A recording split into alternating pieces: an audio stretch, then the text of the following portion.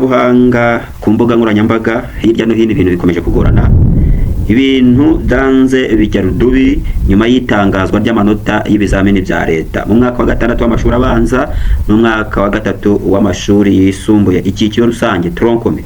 Ibintu byakomeje kuzamba, byakomeje kuba gaterera nzamba. Umunyeshuri wa mbere wahize abandi ndetse uwa mbere n'uwa kabiri baranganya, ndetse uwa mbere n'uwa kabiri baranganya, ndetse uwa mbere n'uwa kabiri baranganya.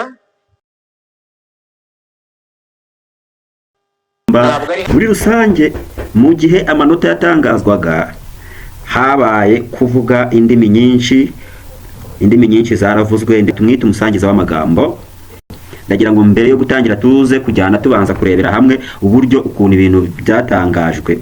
Nkuko mwakurikira rero video y'itangazwa ry'umwana wabaye wa mbere, ntabwo habayeho kugaragaza ngo uyu mwana runaka ni wabaye uwa mbere, nubwo humvikana indimi nyinshi zigiye zitandukanye. Ndiwe ari mu ba mbere bahize abandi. Urakoze kuri iki kibazo no kuduha umwanya kugira ngo tunakivugeho, kuko turabona turatekereza ko mu bibazo byinshi dufite nk'ibyo bavugaga byo gushaka aho abanyeshuri baba n'ibindi, iki rwose reka tugishyireho umucyo kugira ngo abo byababaje, abumva ko habayeho akarengane babyumve. Nibyo Leontine Uwamariya, umwana rwose w'umuhanga, ntabwo yabashije kuza ku munsi twatanzeho amanota ku itariki ya 20. Ntabwo ko habaye ikosa, ibyo bakunda kwita administrative. Uko byagenze rwose ni ibintu wenda byashoboraga gukemuka, nibyo naho tugomba no gufata responsibility twese, inzego zose. Gusa murabizi ko abanyeshuri iyo biyandikisha gukora ikizami, amashuri yabo niyo abandika, ukandika izina ry'umwana, ukandika imyirondoro ye n'ibindi byose bimuranga. Mu kwandika nimero z'ababyeyi aba bandika ku ishuri, ibi kandi n'ishuri ryabivuga, ntabwo ari ibintu bidasanzwe, kandi nta nubwo ari we wa mbere bakoramo ikosa muri nimero. Hanyuma mu kubahamagara, ubwo ni ku itariki ya 19, bose barabahamagara, byumvikane Leontine niwe wari ku mwanya wa mbere. Barahamagarwa ababyeyi, babanza guhamagara nimero 1 ntiyari iriho nk'uko twabivuze. Bahamagara iya kabiri yitabwa n'undi muntu, wenda iyo niyo detail abantu batari bazi. Yitabwa n'undi muntu, umukozi wacu Vanessa aravuga ati bikanaka nkora kuri Nessa, twagira ngo ese ni wowe mubyeyi wa runaka? Umuntu aravuga ati yego, twagira ngo tubabwire yuko umwana wanyu yatsinze neza, twaba twagira ngo tumutumire azaze gufata ibihembo. Umwana rero, umubyeyi ati yego, uwitabye ati yego tuzaza. Ubwo umukozi wa Nessa aravuga ati azaza, ahamagara n'abandi bose bakurikiraho.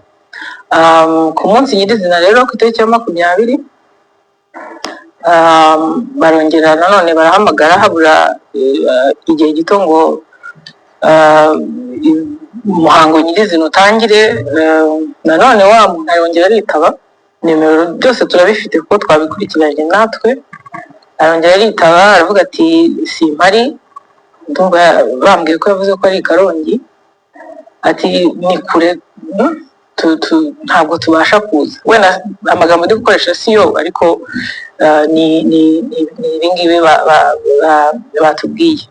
Hanyuma bamenyesha barimo gutegura ibirori, bati umwana ari kure.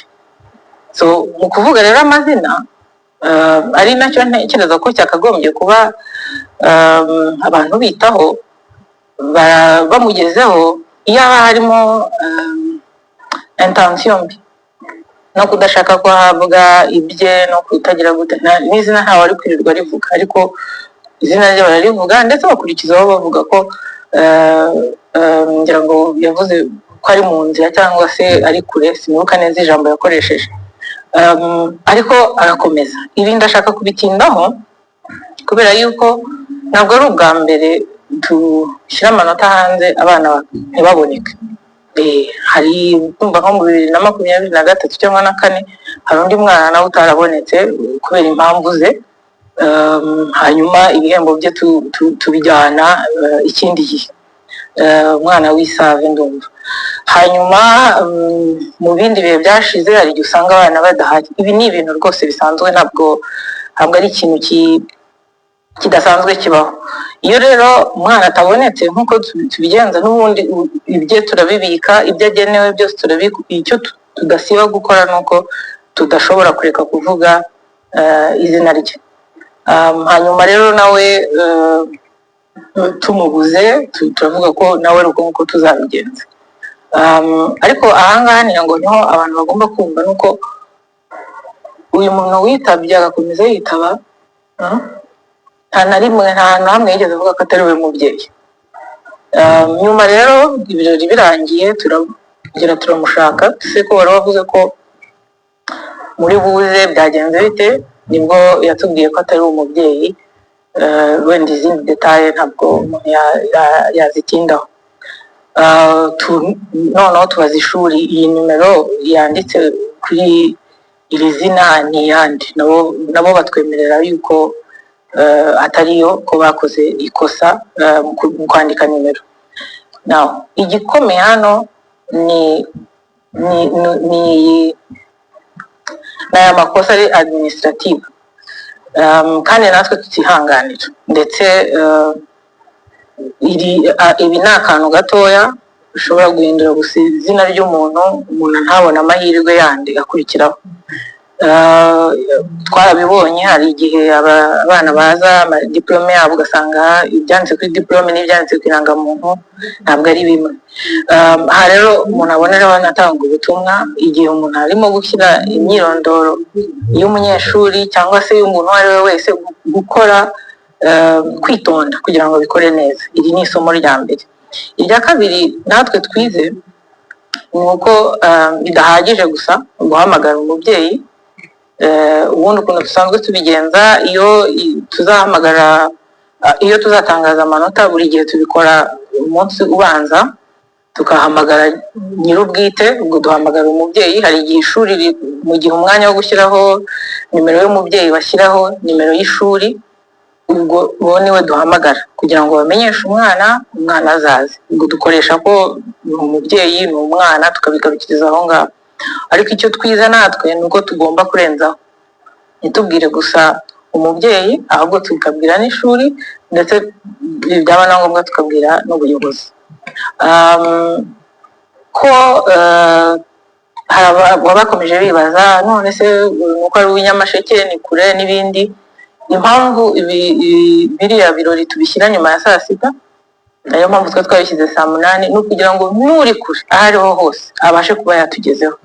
Uri kure kandi nawe iyo atabashije kuza kubera impamvu runaka turamufasha. Ntabwo kuri iyi nshuro aribwo twabyuka gusa tukavuga ngo tubivuyemo, duhisemo kudaha buri wese ibyo twamugeneye. Ndizera ko ibi ngibi biri butange umucyo. Hari n'abandi bibaza bati se kubera iki